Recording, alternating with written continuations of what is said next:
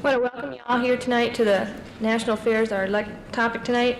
Before we get started, I remind you that tomorrow afternoon, Daryl Dance will be talking at 3, and at 8 p.m. we'll have Emily Toth. She'll be speaking here in the sunroom also. Tonight we have with us Horace Newcomb. He's currently at the University of Texas in Austin, and topic on TV humor. He's been does a lot of research in popular culture with TV. He taught at Cornell for a few years, so we talked him into coming back in winter to Iowa. He was kind of scared last night, I think, when he saw the snow, but he brought us warm weather after all. Why don't you help me welcome Horace Newcomb tonight?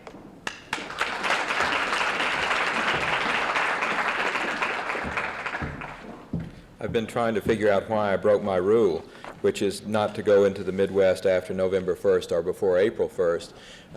And I found out tonight at dinner it's because, contrary to popular mythology, all the good beef is in Iowa. Texas doesn't hold a candle to what's available. I remember that well. It is nice to be here in warm weather. As is often the case, especially when titles are as vague as mine, TV humor, I'm going to exercise my speaker's privilege and change the title. The new topic is Television Comedy, Laughter in the Eye of the Mind. Now you'll notice that there is nothing in this new title that tells you anything more than the old one about the substance of what I'm going to say. But you'll also notice that it's a sort of flashy title that academics like to use. It's supposed to capture your interest by its attention to ambiguity and some sense of style. It's the sort of title that might call you to pause as you flip through a journal looking at the other titles. Most importantly, of course, it has a colon in the title. You have to come to that full pause in an academic title before you have a really good one. I think it means that we all strive for some sense of balance, a statement that the mundane can indeed be elaborated with metaphor, a claim that somewhere in this pedant's heart there lurks the ember of the poet's soul. So, even when the topic is as familiar as television, so much a part of everyday life, there is always the chance, the hope that we have, that there is something that will give us new eyes with which to examine the obvious. More people experience TV humor than have ever gone to plays or nightclubs, than read newspapers, perhaps than have gone to movies. Indeed, if humor were not so intimately related to life, if we didn't tell jokes to and on one another, if all of us were not in some sense at one time or another comedians, then television would be the most prevalent vehicle for comedy that the world has ever known. But as is the case with so much of television, we watch it far more than we see it. We take for granted the availability of laughter, the fact that we can, on any given evening, have someone entertain, amuse, regale, and enlighten us within a humorous context. We even take for granted some of the most brilliant humor that America has ever known, precisely because it comes to us in that most common of forms, the television show. I would like to try to counter that attitude. I want television to be taken seriously, to be given credit, to be examined as an incredibly complex medium instead of everyone's easy answer to what's wrong with individuals and societies. So my title, for all its ambiguity and false sense of poetry, is a serious one. My comments here will be a progressive whittling away at whatever highfalutin symbolism there is in the title so that we can come to a clearer, closer look at the rich layering of television humor. One expression of the most recent flowering of the tradition of American humor that you've been exploring throughout this series. I want to bring to this subject something of a greater focus and precision. But focus and precision are hard to come by when examining television. I've already alluded to the difficulty of seeing things that are very close to us. And to that difficulty we must add the enormous range of television humor and the humorous approach to television that's so common in our society at large. Consider, for example, the range of possible topics that could serve to narrow our exploration of this subject. We could easily begin with the humor about television rather than the humor of television. This is best known, of course, in the common expression, TV is a joke. There's an entire tradition here, as is evidenced in Fred Allen's definition of television as chewing gum for the eyes. We're all familiar with this realm of humor. We watch Johnny Carson read a list of new television shows, arching an occasional eyebrow, rolling his eyes, and we can agree that there is indeed a lot to laugh at. Indeed, when he offers his own comic versions of what new shows are, we sometimes can't tell the difference between those and the real shows. One of the most recent jokes about television I've heard came from a television producer who suggested that Fred Silverman's claim for excellence at NBC would rest on a new highbrow series, Sheriff Lobo Goes to College. The same sort of attitude is expressed in many cartoons about television. Jules Feiffer, Gary Trudeau, and a host of New Yorker cartoonists have made great comic hay from looking at the medium itself. And I was tempted to ask Mr. Gill about this last night because it seems to me that one could do an entire social history of television from New Yorker cartoons. My wife and I started collecting some a few years ago, and out of 2 years' issues of the New Yorker, we had over 100 cartoons that dealt with television. One can even examine the nature of the technology. The sets that are depicted in the early cartoons are small, tiny screen sets, are mirror image sets, and the people watch them in different ways. It's an amazing way that we have of dealing with social phenomena, to deal with them in cartooning. So we can even consider specific categories about television. We could easily say that the news is a joke. What is there to do between 5 and 6:30 or 7 in the evening besides sit there and laugh at another crisis? We seem unable to think of other responses to deal with those things. And of course there are jokes as news, to reverse the categories. Here we're suddenly informed of that man who always seems to live in Minneapolis or somewhere, who makes holes in the ice and goes swimming every New Year's Day. We are amused as we see him waddle off to wrap up in a thermal blanket after his ritual dip. Or we're treated to some other warm human story, some sense of gentle laughter from Hughes Rudd or Andy Rooney to close the news show, as if after the range of disaster and threat that we've just all waded through, we must be given a small sweet, a dessert, or a piece of candy with which to ease the memory that there was no real supper there at all.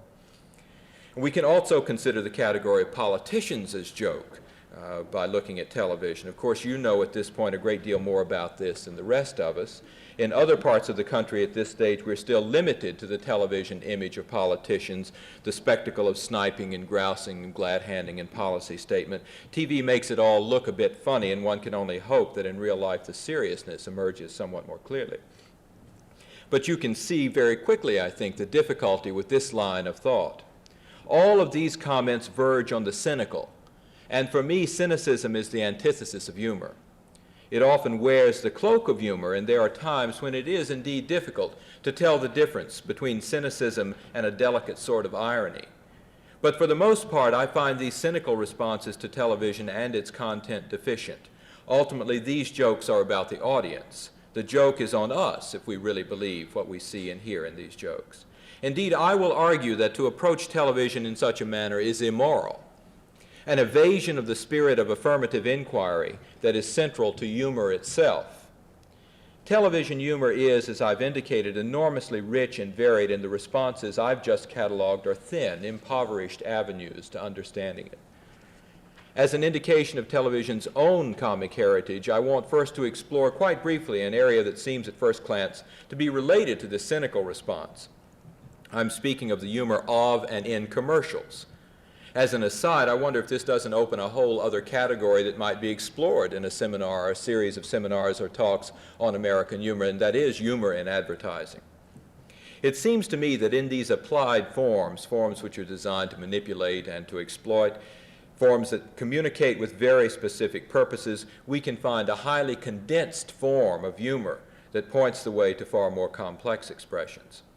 Now here I must take the first few shavings off of my ambiguous title and cut towards specificity and explanation. This begins with what appears to be a digression, but it's not, so don't worry for a paragraph or two. As I'm sure did many of you, I grew up going to church every Sunday. I still do, as a matter of fact.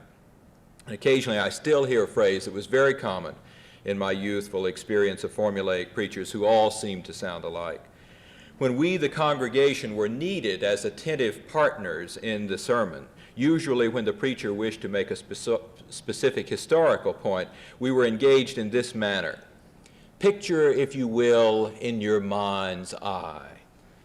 And with this incantation, we would be transported with words and images into biblical history. there in my mind's eye, that most marvelous of organs I found. I designed the ark, or the strange floating basket in which Moses floated before the Pharaoh's daughter. I pictured the teeth of hungry lions and leaping tongues of eternal fires. Later in my adolescence, I had other uses for my mind's eye during sermons, which enabled me to get through those long moments. For the moment then, for purposes of example, I think it would be even more potent than if I had lots of television monitors here in the room. If you would, if you will, picture in your mind's eye some of your favorite television commercials, the humorous ones, the truly funny ones. Alka-Seltzer comes first to mind. The newlywed husband who ate the giant dumpling, and all of his compatriots who could not believe that they ate the whole thing. Remember the waiters and the salesmen, the tailors who took us beyond our own interest and best intentions with, "Try it, you're going to like it." Think of the whining response, "So I tried it. I thought I was going to die." Can you call up the commercial about making commercials? That's one spicy meatball. Or the simple visual array of shaking, moving, wiggling, jiggling, jogging stomachs that advertised Alka-Seltzer. And surely I think we can all envision the gentle, familiar humor of, "I know, let's get Mikey to try it. He'll eat anything." We know, do we not, that there is no malice in such intent. In fact, we should recognize the link in that commercial to Tom Sawyer, to all the skillful manipulation that's part of our humorous tradition. Con men, snake oil salesmen, medicine shows, all these have been the breeding as well as the testing ground for our humor. Notice how quickly the slogans and phrases move from their sales-oriented base into the culture at large, how the interchange of words and images constantly replenishes the stock of humor on which we all draw. "I can't believe I ate the whole thing" became a nationally repeated phrase. So too, and even more quickly, did "try it, you'll like it," perhaps because there were so many spurious things that we could try and like and find that we were thinking we were going to die. And surely it doesn't push the analysis too far to see Mikey trying it as related to Alka-Seltzer's admonition to "try it, you'll like it." Thus, Jonathan Winters recreates, or recreates, his familiar patterns and characters for various commercials. The Pillsbury Doughboy becomes Mr. Bill. Commercials draw on all the traditions of entertainment from both form and content. We laugh in part at the explicit humor and in part at our pleasant recognition when we see a parody of Bogart in a truck commercial, or a flashy musical comedy rendition selling pantyhose. And notice, too, how these presentations draw from every aspect of human experience, from religion, family structure, politics, adventure, romance. At this point, we've covered a good bit of ground with regard to humor around television and in some specific parts of it, and I've dealt with these areas first to deliberately demonstrate the breadth of the subject. I didn't realize the breadth of the subject until after I had decided and accepted the invitation to talk on it and tried to start writing some things down. TV is not just what is on the receiver set, but is central to the culture at large. Not to know about the humor of television is, at this point, to be removed in some way, for good or ill, from mainstream American culture. We can now turn to the regular program schedule for more specific analysis, but the problem of the range of TV humor is hardly diminished by this. Consider first the humor that is present if we think of television merely as a transmission device, that is, as a vehicle for other forms of humor. We are allowed to see great comic productions that originated for the theater. We can view Shakespeare, Molière, Kaufman. True, in some sense, these productions are adapted. The use of the camera and studio techniques gives us a different experience of the artifact. But for the most part, we are not dealing with what I think of as pure television humor here. The same could be said of most stand-up comedians. Despite our familiarity with Hope or Burns or Benny or Alan King as TV personalities, their tradition in American humor is the tradition of vaudeville, the nightclub, the tradition of radio. Just as we can trace the decline of vaudeville to the rise of movie theaters and can establish the maintenance of some of the great vaudeville routines in their adaptation for film, so we can relate the shift in film content and the virtual reinvention of radio to the rise of television. It eats content. Every form is appropriate in some way to transmission. The circus comes not to town, but to my living room. And the history of television humor will eventually have to deal with all of this. But it's when we move to the complete absorptions and adaptation of these traditions that we come fully to appreciate the humor of television. Consider, for an open example, how The Tonight Show with Johnny Carson is, for millions and millions of people, the end of an imperfect day. Johnny and his guests banter and exchange jokes with one another as we are admitted to an intimate world where humor is the norm and the goal. While the monologue is strongly in the tradition of the nightclub performance, a style we should note that's not familiar to large numbers of Americans because of moral or social prohibitions, the rest of the show is a television innovation. The task is there, under the cloak of serious dialogue, to see who can be most outrageous, who with a can of shaving cream or with strenuous ripping of pockets and sleeves or merely with a quicker improvisational wit top the master comic. Who can make Johnny laugh and in doing so lose control of himself and of his show? Everywhere we turn in the world of television, we are inundated with such humorous inventions. The shows that were shown earlier today, the blurry, fuzzy kinescope record of Sid Caesar's Ensemble of Genius gives us one guideline into this work. These talents spread into other shows, the Dick Van Dyke Show, for example, and into the monologues of Carson and other late-night comics. Carl Reiner still produces hilarious shows. Mel Brooks, of course, came out of that same group of people. The great Milton Berle gives us another direction. Lucy, with all the strained, sometime embarrassing humor of the half-wit who could outwit us all, provides in the eternal world of reruns many moments of comic delight. Carol Burnett, with hilarious skits, which are often about TV, carries on that tradition. Any list of situation comedies, of domestic comedies, would take us from now until midnight, and each of us could call up not merely favorite shows, but favorite episodes of shows, and even favorite expressions and bits of comic business that favorite actors and actresses perform for us. Our latest flowering of television humor has been in forms especially appreciated, I think, by young adults. The Small Worlds of Mary Hartman, Real People, and Saturday Night Live are not the gentle, reassuring comic worlds that I grew up with, nor even the strangely challenging comedies of the mid-'60s.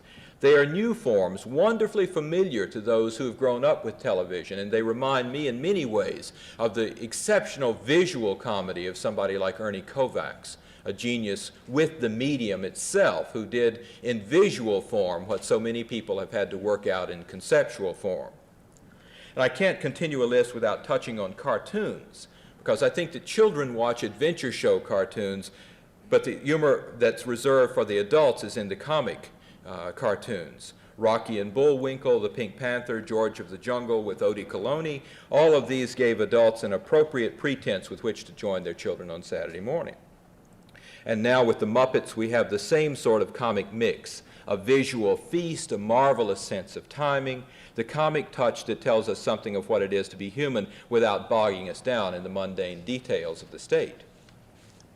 Now, I could stop here, and if I did, we would all be left with our own memories of television, with a set of mind's eye images that might push us into some sort of clearer personal sense of television history.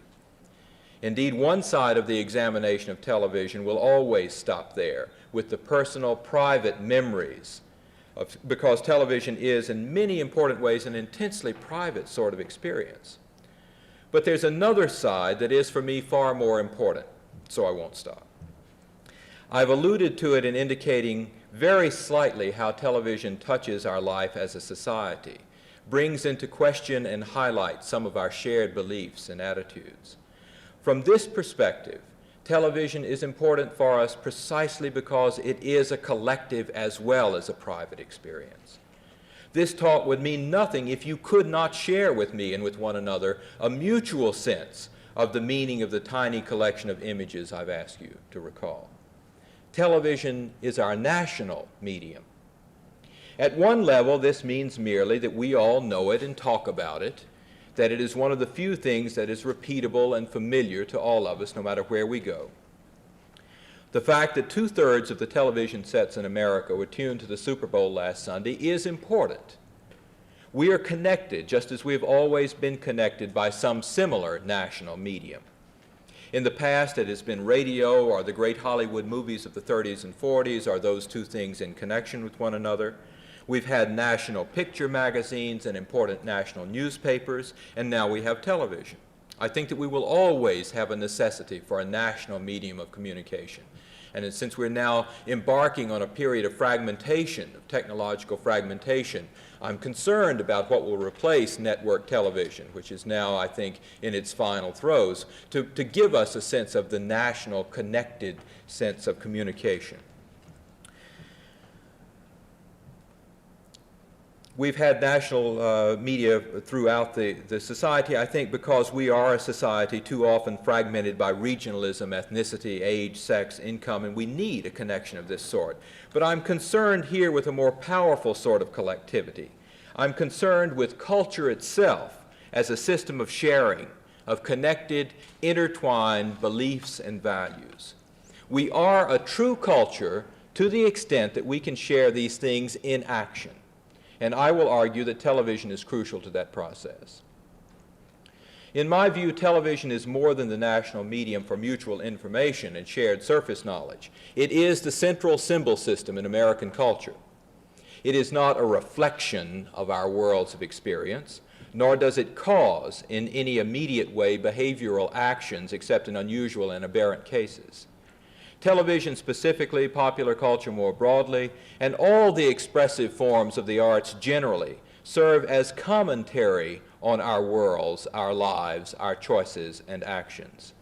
In the terms of anthropologist Victor Turner, these expressive forms are like rituals in pre-literate societies. These are the ways in which we learn about ourselves.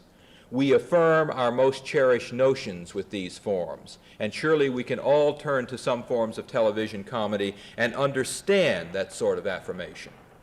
Particularly in our gentle stories of domestic life, we find traditional American values of mutual respect, of support for the individual, of warmth and love upheld.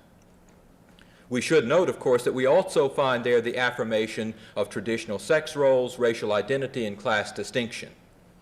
What this indicates is that both good and bad are upheld and affirmed in our culture, and that our most common forms of entertainment will generally express both in tension, in controversy, and in contradiction. But we should also be familiar with those forms that challenge the conventional notions.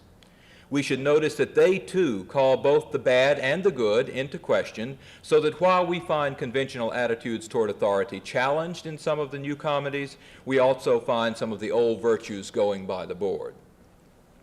In effect, television is something of a parallel world, a mirror world, but the mirror is not a true mirror.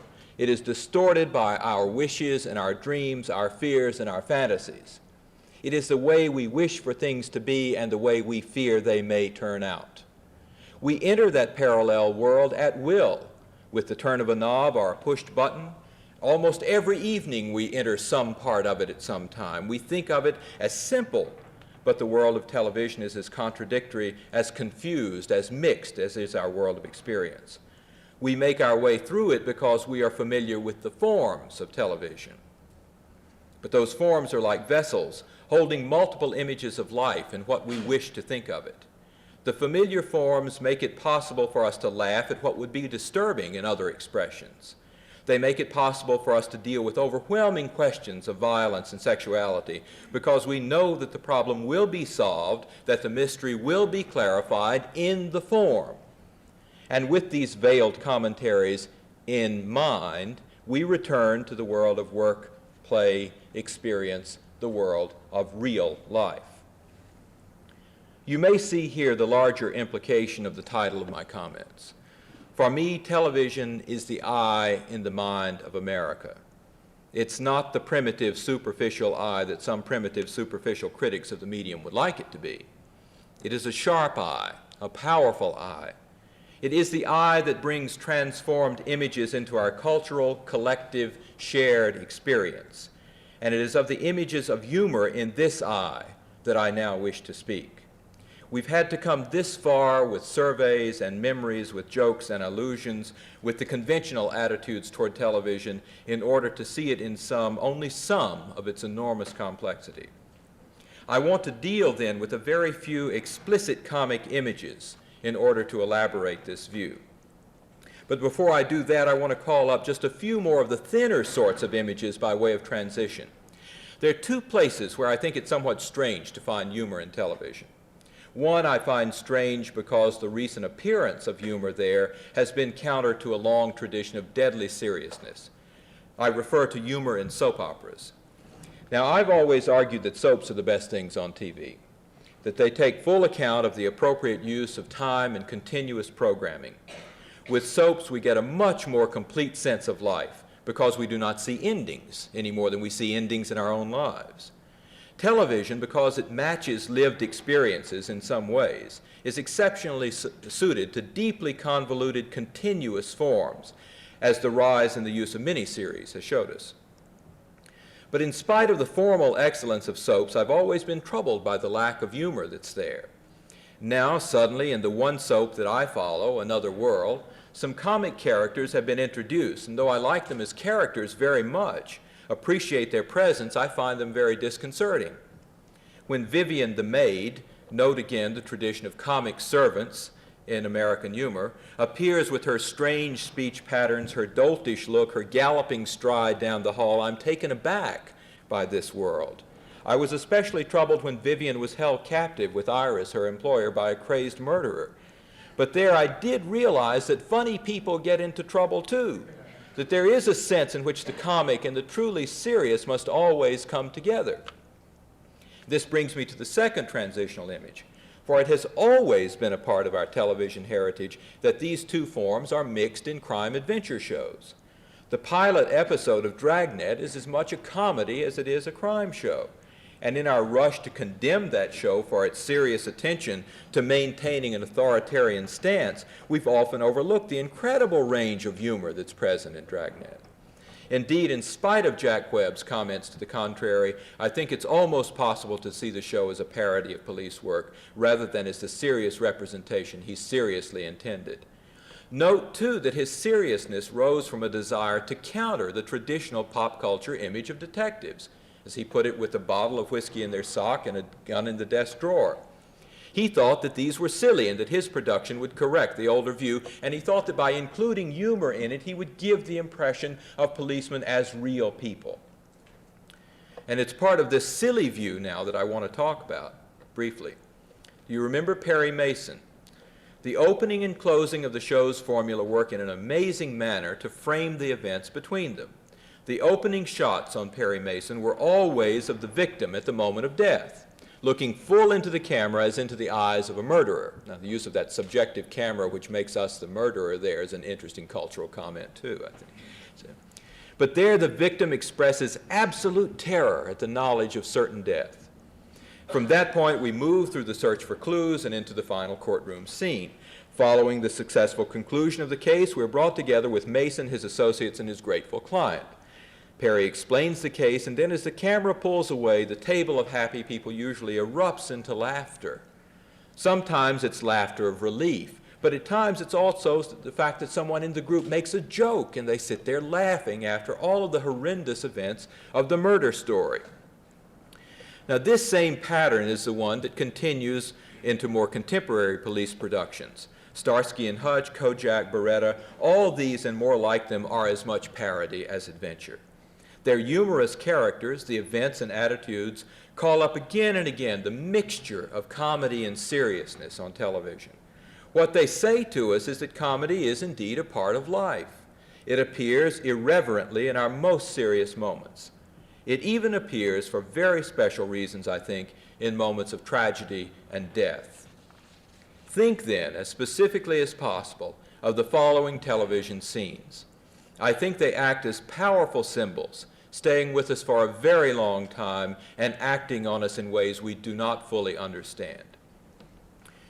In the newsroom, Mary Richards hears the appalling news. Chuckles the clown has been accidentally killed. How did it happen? Asked good-hearted, ultimately sincere Mary. Chuckles, she learned, dressed as a giant peanut, was trampled to death by a hunger-crazed elephant.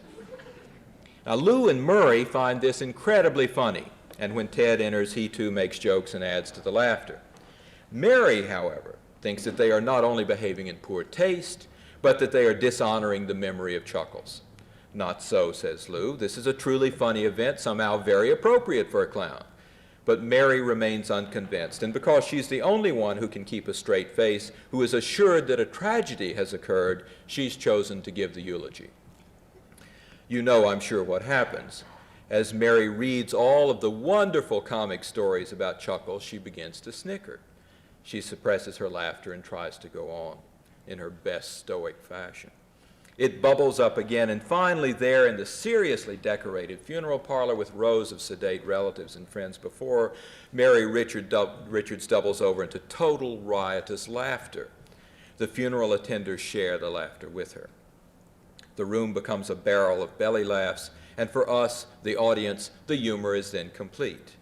It is not merely that the idea of the peanut-clad clown is in itself funny, or that the death somehow seems hilariously exactly proper, but that the serious nature of life itself is questioned.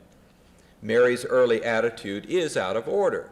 When she finally succumbs to what is right, we are relieved. There is a kind of honor that is paid not only to Chuckles or to the Mary Tyler Moore Show. The honor is paid to the idea of humor, the notion of clowning, the function of laughter itself. The show turns in on itself, and we find ourselves reduced, literally in my case, to tears of laughter. There are two scenes from All in the Family that I can parallel to this one, though there are many more where the idea I'm trying to elaborate, the idea of the powerfully serious nature of laughter, could be exemplified. The first occurred several years ago, and I've recorded it before. In a marvelous case of mistaken identity, an anti-Semitic group paints a swastika on Archie Bunker's door. That, of course, begins the laughter. It's compounded when a member of a militant Jewish group comes to Archie's house and volunteers to defend him. There's a wonderful exchange of ethnic sneers as Archie meets one of those characters who's as strong as he is, who gives as much as he gets. In the final scenes, Archie makes it clear that he wants none of the defense that is offered. But it is also clear to us that Archie has come to like this young man very much, perhaps because of the strength he finds there. This man, like Archie, knows what he believes in, but also like Archie, knows that it is unacceptable to many people, knows that he is somehow under siege, as Archie always is. They shake hands warmly, and the young man leaves the house. We hear an enormous explosion.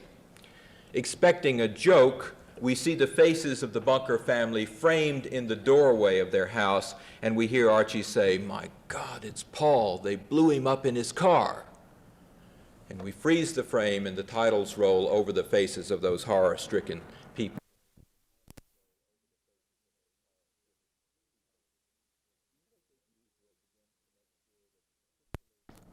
Edith, as usual, begins to make sure that the particulars of life are attended to. She makes the necessary calls and so on. In the meantime, Archie has walked out onto his front porch. Edith comes out to him and asks if he's all right. He shivers visibly and says, "Yeah, I'm cold." I know that it is not the cold of the autumn night in Queens that chills him. Rather, it is the cold grip that touches all of us when we wake in the middle of the night or pause too long in the midst of an active day, when we realize that we too are mortal. Again, the show closes without laughter. But it is in the contextual nature of comedy that I wish to make my point. These death scenes occur wrapped in the warmth of humor and are made somehow more stark for it. We see more clearly the nature of death when it is presented to us in this way.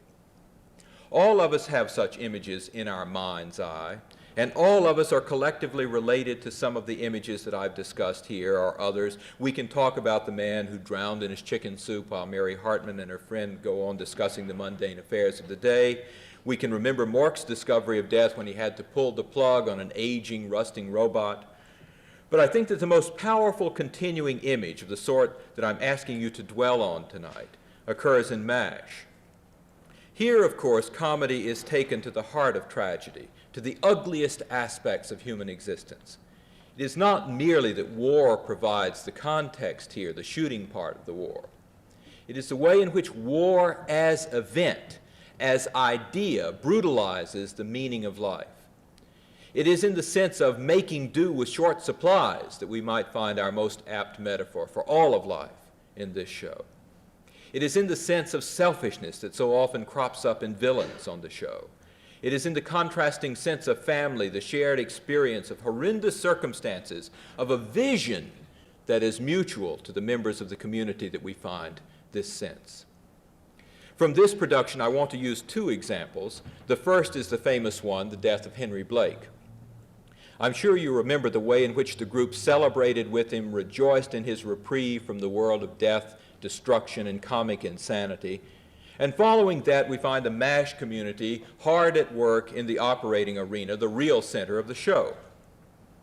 Radar walks numbly into their midst. Hawkeye reprimands him for not wearing a surgical mask, and Radar reads the telegram informing them that Blake's plane is lost and all are dead. There are two special aspects to this example. One is that the death occurs on the way back to what might appropriately be considered the world of real life. Blake, like most members of MASH, has a family and a community to return to as well as one to leave. The one that is stateside is considered truly home. The one here is defined by craziness, by upside-downness, but somehow he's not allowed to leave this community. The second aspect is that this event was widely publicized before it occurred. The producers of the show chose to call attention to it, to make much of the fact that they were offering us a new kind of natural ending for the life of a character. In this way, they heightened our sense of the ways in which MASH is lifelike. But really, there was no need for them to do that. For one thing, most of those who watch the show are quite aware of that relationship. But for a more important thing, that calling attention to the event made it somehow more artificial, more the choice of artists than the choice that might have been made in life itself. The second episode that I want to highlight did not make that mistake. This, too, was the story of a leave-taking, the departure of Radar from the cast this past fall. Again, you may remember the sense of rejoicing that went on, even though Radar is not sure of himself, is not quite convinced that he wants to leave the unit. He knows that he must, and more than that, he knows that it's a kind of development for him, a step ahead. In the course of the show, much has been made of the symbol of the salute, of the way in which, when properly, truly performed, it is a means of honoring an individual rather than a mere formality. Well, the rejoicing is ended when wounded men are brought, as they must always be brought, to the hospital. Everyone rushes out to work. The cake is left on the table. Radar is already symbolically removed from his friends because he wears his dress uniform. In the final moments, he goes to the door of the operating arena. He looks through the small plastic window that's there. Hawkeye, hard at work over a wounded man, looks up and sees him peering through that small opening. In a gesture filled with honor, he raises his hand in salute, and it is returned by Radar. Now, the gesture itself is important, crucial within the specific context of this episode.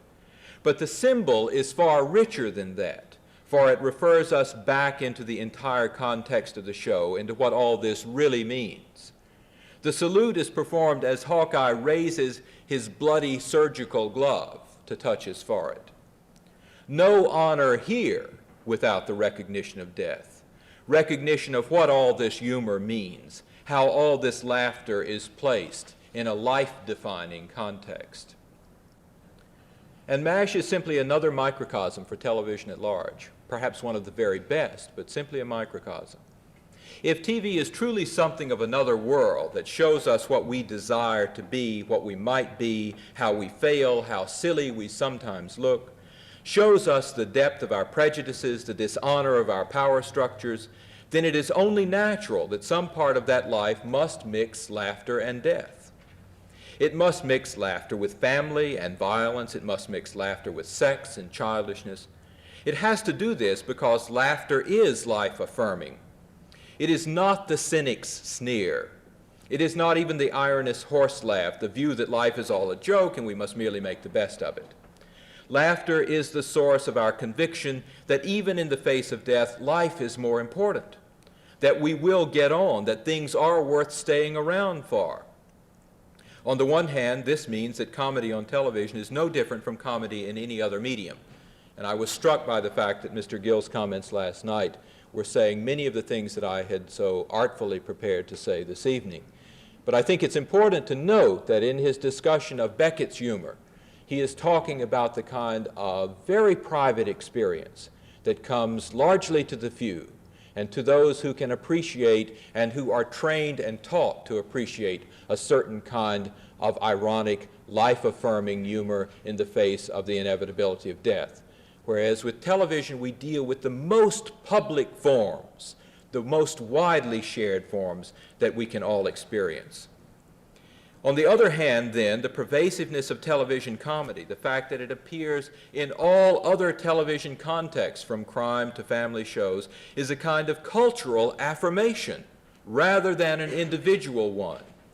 It is indeed with this cultural mind's eye that we see clearly, albeit in a delightfully unconscious way, what we truly are and must continue to be.